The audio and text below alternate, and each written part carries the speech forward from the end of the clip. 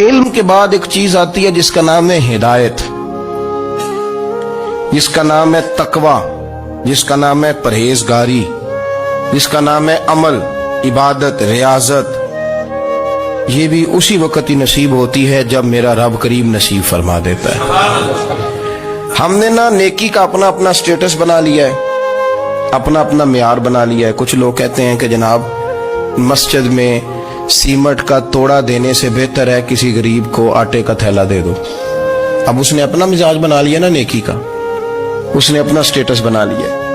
میرا یہ سوال ہے کہ نبی پاک صلی اللہ تعالی علیہ وسلم جب مدینہ شریف آئے تھے تو حضور نے سب سے پہلے غریبوں میں آٹا تقسیم کیا تھا کہ سب سے پہلے مسجد بنائی تھی؟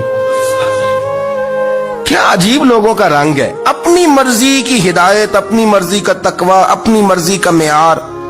مسجد کوئی بڑا چھوٹا خطیب بھی میری طرح کا ہو نا تو وہ مسجد میں بیٹھ کے جب نبی پاک کی بات کرتا ہے تو کہتا ہے میرے رسول پاک غریبوں کا سہارا بن کے آئے۔ وہ غریبوں کی بات کرتا ہے، مسکینوں کی، لاچاروں کی، کمزوروں کی بات۔ تو مسجد ہی تو وہ ادارہ ہے جہاں سے غریبوں کی بات ہو رہی۔ تو اب لوگوں نے غریب کو اور مسجد کو لڑانا شروع کر دیا، اس کو لڑاؤ کہ مسجد میں پیسے دینے سے بہتر ہے آپ غریب کو آٹے کا تھیلا دے دیں۔ آپ یہ کیوں نہیں کہتے کہ مسجد میں بھی آپ توڑا دیں ایک سیمٹ کا اور ساتھ غریب کو بھی خدمت کریں؟ یہ کیوں نہیں تقویٰ؟ اپنی اپنی مرضی کا مزاج، اپنی اپنی۔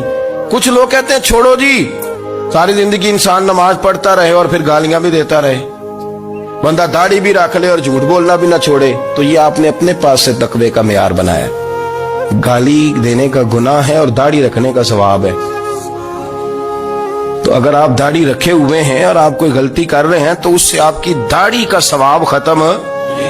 اللہ کرے آپ کو سمجھ آئے میری بات۔ آپ کوئی غلطی کر رہے ہیں، داڑھی کا ثواب اس سے ختم، وہ اپنی جگہ پہ قائم ہے چیز۔ اپنی مرضی کا کیوں تقوی کا معیار بناتے ہیں؟ تقوی کا مزاج اپنی مرضی کا نہ بناؤ۔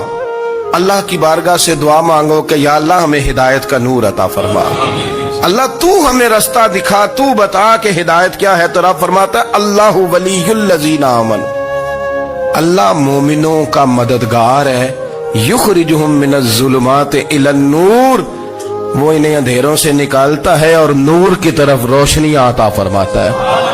اندھیروں سے نور کی طرف اللہ لاتا ہے۔ اللہ ولی، اللہ مومنوں کا ولی ہے، وہ انہیں اندھیروں سے نور کی طرف نکالتا ہے۔ ہدایت ہمیشہ اللہ کی طرف سے سمجھے۔ جب وہ نماز کی توفیق دیتا ہے تو اپنے فضل